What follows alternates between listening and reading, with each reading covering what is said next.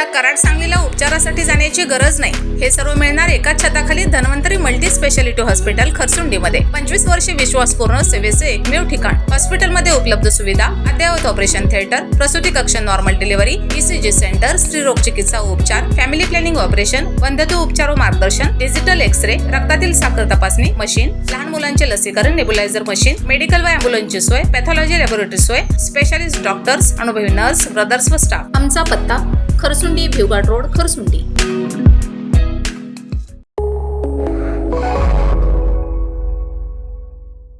नमस्कार, मी मयुरी आणि आपण पाहत आहात 7 स्टार न्यूज. आज माहुली, नागेवाडी, भाग्यनगर, नेवरी या भागात ड्रोनच्या सहाय्याने मोजणी होणार होती अशी माहिती शेतकऱ्यांना मिळताच शेतकऱ्यांनी हजर राहून प्रशासनास तीव्र विरोध केलाय. काहीही झाल्यास या भागात शक्तीपीठ महामार्ग होऊ देणार नाही.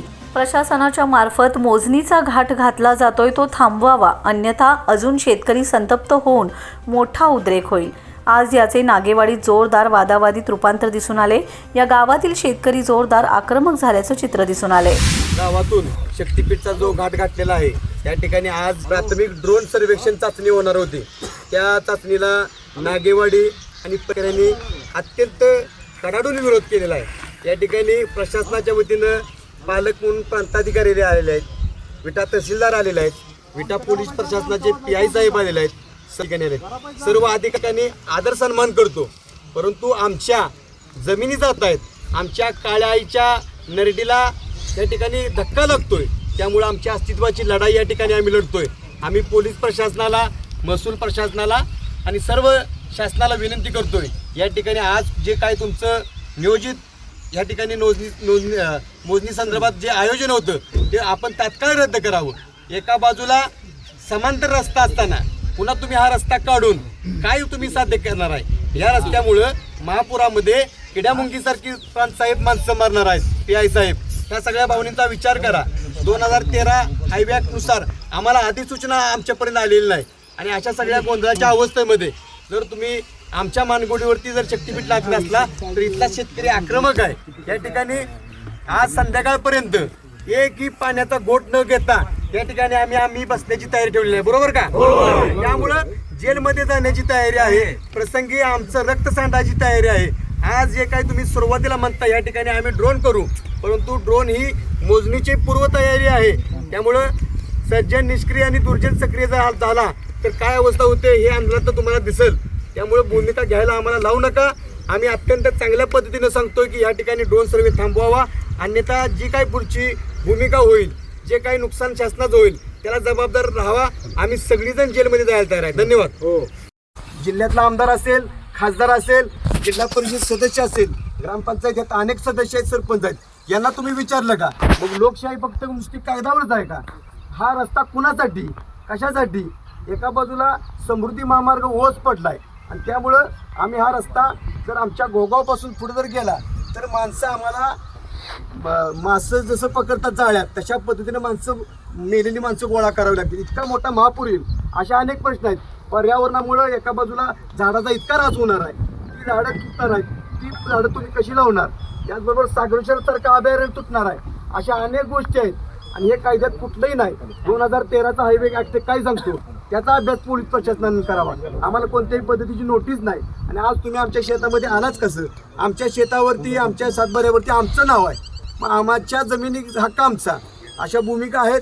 11 एकर, 15 एकर ज्यांच्या 20 गुंठ आहेत त्या सगळ्या गेल्यामुळं भूमीहीन शेतकरी होणार आहे. शेतकऱ्यांचा आत्महत्यांचं प्रमाण वाढणार आहे. आपण एक संवेदनशील प्रांताधिकारी विटा विभागाचे आहात, तहसीलदार साहेब तुम्ही आहात, पोलीस प्रशासनाचे PI साहेब आहेत.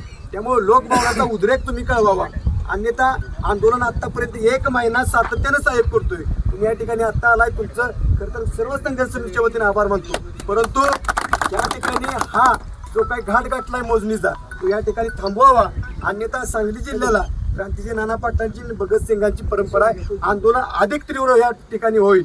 आज आम्ही फक्त तुम्हाला अगदी तुम्ही सुद्धा शेतकऱ्यांची पोरं आहे, पोलीस प्रशासन असेल, महसूल असेल, ती सुद्धा आमच्याच कुटुंबात आहेत, परंतु तुम्हालाही नाईलाज होतो हे आम्हाला दिसतंय.